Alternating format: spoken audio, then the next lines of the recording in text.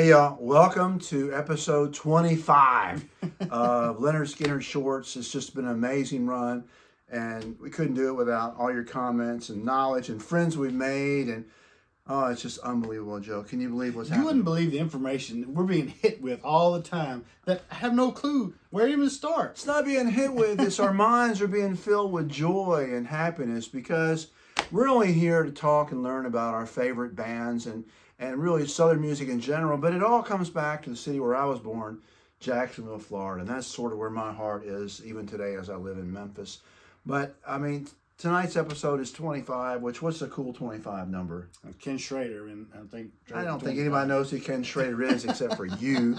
25's got to be something, right? I mean, in the year 25, will we still be alive? The name of tonight's episode is... Let's talk about Jeff Carlisi.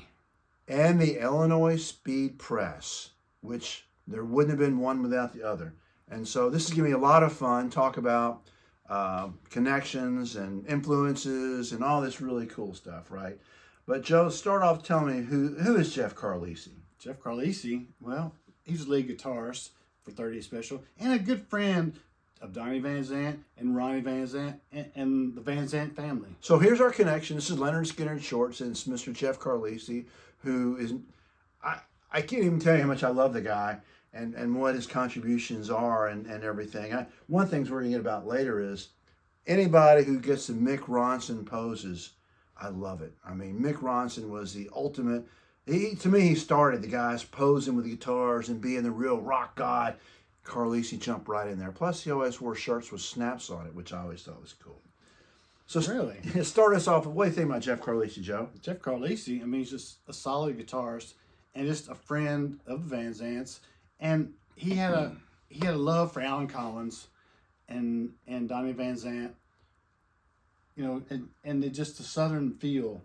So where did it all start, though? I mean, I don't care about that. Where did it all start for Jeff? You know, he played with Donnie. And he was in Donnie's band. High school band. You know, he'd grown up. He'd visited Donnie and Ronnie's house. He knew their parents.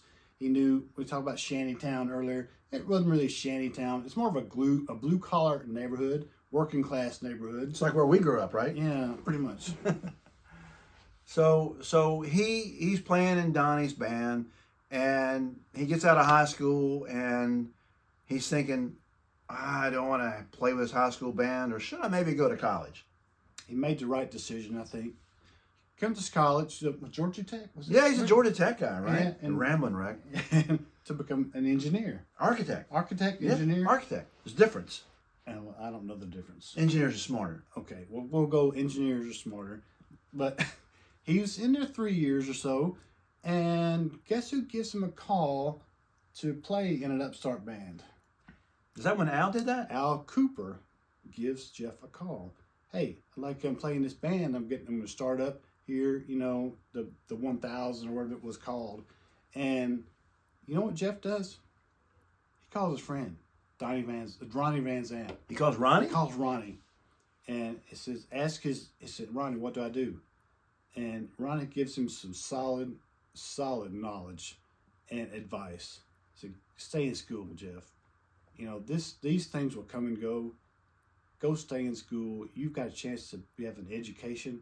Take advantage of it right now. But we've missed a whole bunch. We're way ahead. Oh, talking about him in college and whatnot. I just love that. I just love that story. What I think is cool about this story is because through all this stuff that we've learned and our knowledge has grown exponentially, we've always called it Southern music, right?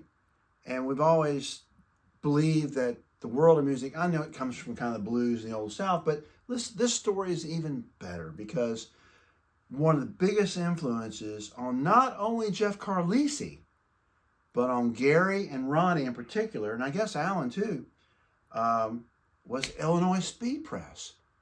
And they're a bunch of Yankees from Chicago. But when did you first hear about Illinois Speed Press? Today. I heard about them like 30 or 40 years ago because I was a Poco guy, right? And Paul Cotton was one of the founders or whatever of Poco, and so I learned all that stuff, and read all those album covers, and I discovered Illinois Speed Press. Now I wasn't a big fan, I'm not gonna lie to you about it, but I knew who they were. I'd heard of the band because that's where they kind of came from. But as we've listened to Illinois Speed Press today, and it's a pretty obscure band actually, and I guess they must have came to. Here's what it is: somebody in the neighborhood got a record by Illinois Speed Press, and if you remember back in the day, you're a little bit younger than me, but somebody had a record, everybody listened to your record. Because we didn't have tons of records, right? Big news. I mean, I got Led Zeppelin 3 as my earliest albums. Everybody was digging on Led Zeppelin 3 because it was recorded in Memphis. But, so somebody in the neighborhood got Illinois Speed Press, and all these guys are digging on it, right? And the sound grabs them. And if you listen to the Illinois Speed Press, which I've done a lot in the last few weeks, they were amazing. So Carlisi, Ronnie, VanZant, all these guys, Bob Burns, they all hear this stuff. And it makes an influence on them. And when you listen again to Skynyrd's first record, oh my God, you can hear it. Illinois Speed Press. It's an amazing connection. And so it's gotten me way more interested in learning more about that. And in particular, well, we'll get to them a little bit. Let's just move on to Jeff. So Jeff's influence, he's doing his thing, he's out of college, he comes back to 38 Special. Right? At some point he makes a decision that maybe being an architect isn't that great and the economy ain't that great. And he takes a shot. And they get a record deal. They have the first two records, gotta tell you, not that great. We have them. Told you there's one song on it I really like, but then the miracle of Rockin' Into the Night. This is a strange story. This is one of the strangest stories. Jim Peterik's agent is a friend with 38 Special's agent. Somebody like some connection, lawyer, manager, something. And Jim Peterik's band didn't want to do the song. Survivor, Survivor, a pretty big band. Survivor did not want to. They passed on it, and it kind of come down the line, and 38 Special was going to take a listen to it. So Donnie doesn't like it. Donnie is not a fan with it, and they've been writing songs for Donnie's vocal. All right, that's what they've been doing. And so now they say, Donnie, he sang it, he didn't like it, and maybe Don can sing it. So they pick it up, and I think that was a pretty good decision too. And what's interesting about that, it's from Chicago. Once again, one of our favorite bands, Chicago influence. I mean, it's crazy. And so that song got on it was the title track of Rockin' Into the Night. We know Rockin' Into the Night was just filled with what I think are hits, right? I mean, every song on that thing I just think is great. And when you look at the writing credits, it's Jeff Carlisi. Now, most of them are co-written. It's Jeff, it's Don, it's Donnie. It's just, they do a Jeff Stone cover, Money Honey, but it's an amazing record. And when I first heard that whole record, I just knew these guys were going to go a long, long way. Just the talent of the band, and we saw them early in their one of their early tours, and it was just amazing stuff. But Jeff, the next story is during the recording of Rockin' Into the Night, Jeff's listening to the radio like we all did, riding around, and this new song came on, right? And it was going dun dun dun dun, right? Playing the eights, and like a lot of us didn't get it, right? Jeff didn't like that song, right? He was not a fan of it, but he listened to it about 10 times. It kept coming on the radio. Well, he couldn't help it. He kept coming on the radio, right? And it was right in your face all the time, right? That was Boston was one summer, then the Cars was the next summer, if I remember correctly, right? Having lived all that stuff, this is just post Hotel California, right? Like year or two after that. But this was 38 Special. This is just what they needed. Oh, he's so punny. Oh, just what I needed, just right? what I needed. But after a while, Jeff got it. He understood it. And so he started messing with that kind of dun, dun, dun, dun, you know. And he came up with... Hold on loosely. And the whole And I think that's a signature song. The whole 38 special sound was created. I mean, it came from Chicago, and I guess from the guys from in Boston, you know, the Cars. But it was an amazing revelation. And then I'm not sure exactly how they met Jim Peterik. I mean, he wrote Rock of the Night. And then did they seek him out? Is that what happened? I don't know. I don't know the story. I'm a little fuzzy on that, how they met up. But I do know this, that when they met, Jeff and I, there's a great interview. It's like 4 hours on YouTube with Jeff, who is just an amazing man. But he was talking about, they went to Chicago, I guess, to meet Jim. And there's this pictures and different things, and there's the song Vehicle. That was a big influence as well for these guys, as it was for all of us. And something about, oh, so you covered that song, Jim? And Jim goes, no, actually. I goes, oh, who's that a picture of up there? That's me playing Vehicle. And it took him a while for it to connect. Oh my God, I'm sort of with rock royalty here. You're the Ides of March. Yeah, I mean, it's really cool. So, and they talk about, and everybody I've ever known who's met Jim Peterik we're talking about, has just talked about what a lovely person he is and how much enthusiasm he has and what a happy, just great guy to be with. So it's easy to see how you can co-create, you know, beautiful art and music. So very, very cool story there. He's a music lover. I mean, when you love music, you can do these kind of things. Yeah. And it's just, when you think about when the influences, you see how it all develops, you know, because I talk about, you know, I'm not a prolific writer, but I know that I was very influenced by the Beatles, you know, and then Cheap Trick, who coincidentally was influenced by the Beatles. And you see how these guys were influenced more of in a blues way, or country rock blues, I guess you want to call the Ides of March, or the other band we mentioned briefly earlier, we're going to talk more about. It's really neat to see how it comes, right? It is. The influences are out there. And, you know, Skynyrd, Ronnie, they were influenced a lot by the British invasion. And there's a lot of blues coming from the British invasion. And where's the home of blues? Chicago. Wait, it's Memphis. It's Memphis. No, Chicago is the home of blues. No, they came up the river. W.C. Handy, all those guys went. He doesn't know nothing about the blues. And so we're going to have an episode where we teach Joe about the origin of the blues, the Mississippi Delta, Joe, in case you don't know. So we'll talk later. I mean, where do you think Robert Johnson sold his soul to the devil? Yeah, it was down here. At the crossroads, baby. We're in Mississippi, right where it happened. Crossroads. And it's like 50 miles from here. So I forgot where we were. Jeff Carlisi. So they write all these beautiful songs. For whatever reason, I think it was probably the lure of the solo thing. Don leaves the band, which Don and Jeff together, I just thought were dynamite. Not only in how they wrote songs together, but on stage.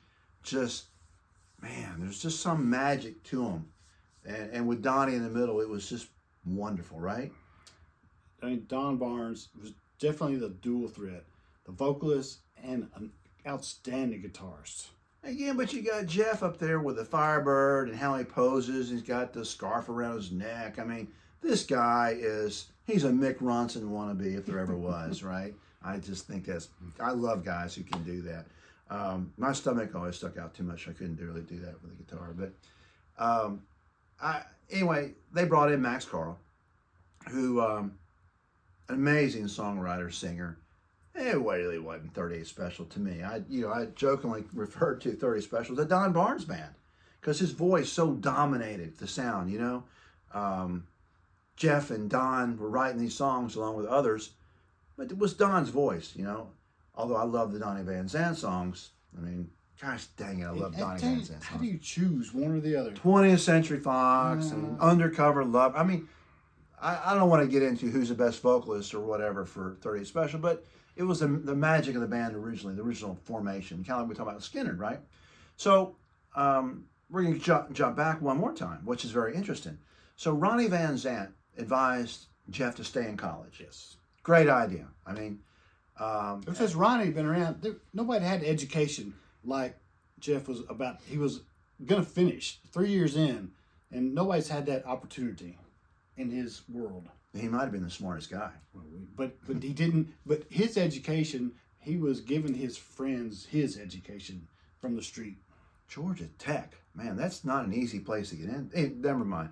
But so Ronnie has a relationship with Jeff, and I don't really know what the relationship is, but the relationship is so strong that there's an event one night out at, I guess, Riverside Studio maybe, and they were doing some things, and 30 specials there, and everybody's leaving like at 10, 11 o'clock at night, and Ronnie grabs Kevin Elson and Jeff Carlisi and says, hey, can you hang out for a little bit? Actually, I think it was downtown Jacksonville. Is that where it was? They had bought a couple Oh, corners. it was not at Riverside. There was a couple shops Okay. there on downtown. Okay. At I don't know, the day start 30 specials started playing at, practicing, and I think Skynyrd was doing something there. Okay. And Elson's there. Those guys are hanging around the same place, and yeah, Ronnie says, "Hey, Jeff, hang back." And by the way, there will be a Kevin Elson episode coming up.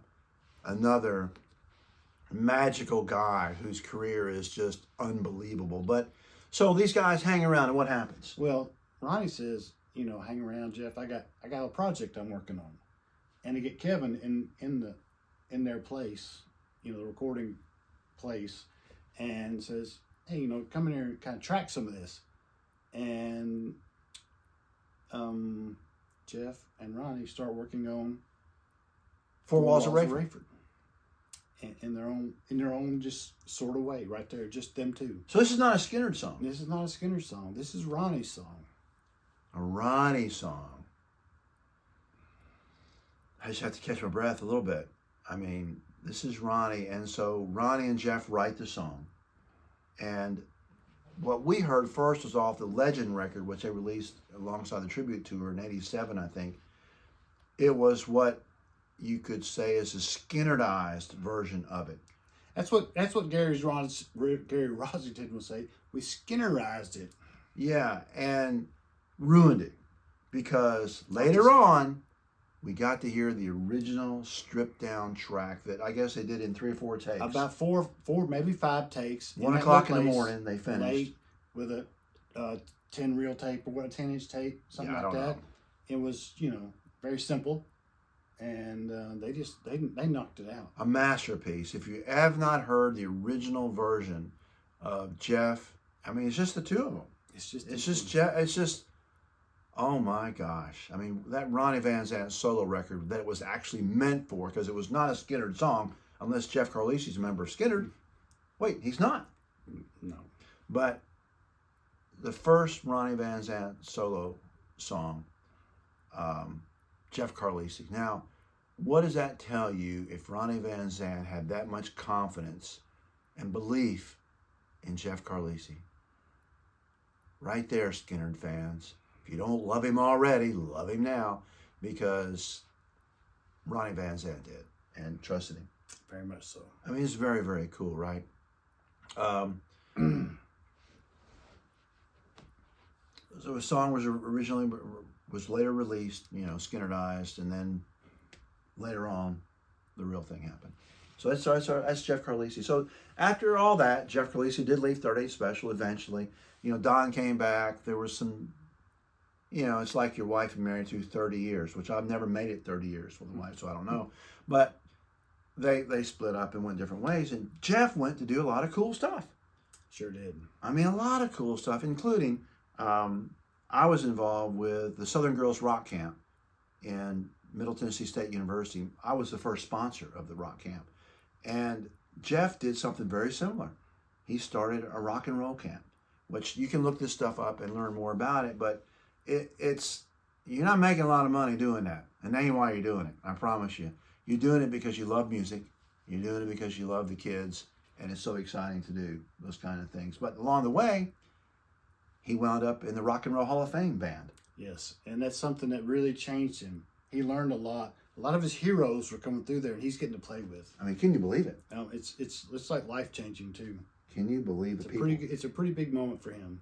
Yeah, and this is he did that for 7 or 8 years, something like that. Until they decided to quit it. Yeah, And then, I mean, listen, we can talk. We need to have an episode 2 for Jeff, but talk about his meeting up with the Bad Company guys, working with Paul Rogers. Paul Rogers, oh my gosh.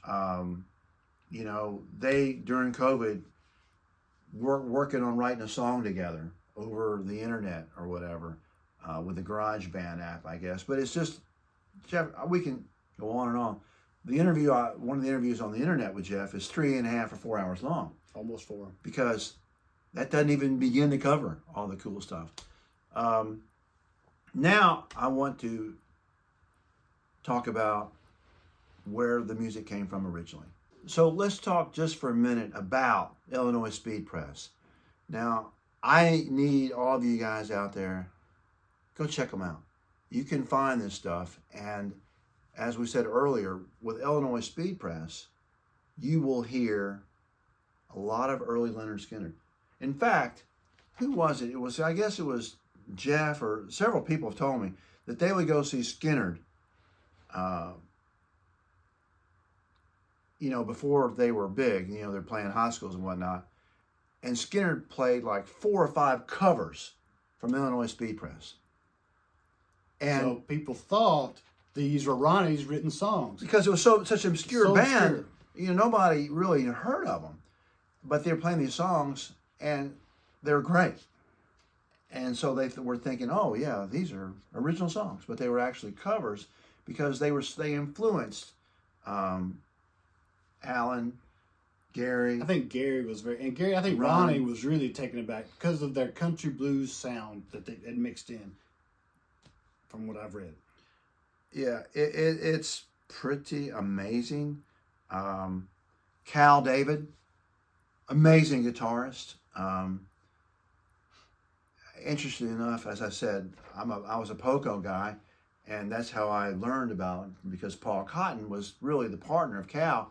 And as it turns out, Jeff loved Cal style, and it was a huge impact on what he was doing. We're going to do a complete Illinois Speed Press episode, probably not too far in the future, maybe right after Kevin Nelson. But the roots to music and how people are influenced and where it comes from is really interesting to me. And I think that it's very cool because all the people that I love all give credit where credit's due. You know, they will tell you who influenced them and where different things came from. And that's one of the things about, you know, Jeff, and now we're learning about Lynyrd Skynyrd. Because I always thought it was a lot of Paul Rogers, Bad Company kind of stuff before we've learned about this influence from the Illinois Speed Press. It's just amazing. Something so obscure. Right. Rock and roll, blues, music has a lot of branches on this tree. I mean, it just grows and grows and grows. Yeah, and again, the twin guitar attack. I mean, there wasn't a lot. I mean, I guess the Allman Brothers went it, but this is even a little bit before them. You got a rock band with 2 guitars up there, and it's kind of 2 power guitars, right? Not a rhythm guitar like a John Lennon thing. It's just very cool. So what I'd like y'all to do is your homework. Illinois Speed Press. Keep loving on Jeff Carlisi, because we haven't really even scratched the surface with Jeff. He's just such an amazing character in our world and in our musical world. He's one guy who just got it right. He's just real. He is real. He's real. We like real. Let us know what you think. If you had any interactions with Cal David, basically the guitar, not mentor, but Jeff actually got to meet him later in Cal's life, and which is when you meet your hero like that, that's pretty amazing. So, I'd like to meet Rick Nielsen, but it doesn't matter. I haven't met Rick Nielsen yet. I've tried. Let us know what you think. Keep listening, keep learning, keep educating us. I love it when you guys call us out on something where we did wrong, or we got wrong, or we made a mistake, or whatever. We're fans, man. Our hero list is growing all the time. Yeah. We have so many heroes that we don't know about yet. Yeah. and we're learning where the music comes from. And so thank God for Chicago, sweet home Chicago, I guess. And all those guys up there, Jim Peterik, just Cal, Paul Cotton. So it's amazing stuff. Anything else for tonight's show 25? I'll tell you what, we've done pretty well. There's a lot of info to bring across. And on the next episode, we're going to play, you ready for this? The very first live recording of Lynyrd Skynyrd. A couple of years before they were actually signed to Sounds of the South Records. So get ready for that. That'll be 26. It keeps coming. And I'm telling you, that with y'all listening and your input, our show grows exponentially. Can you believe it? All right. Till next time, we'll see you here on Skynyrd Shorts. Thank you.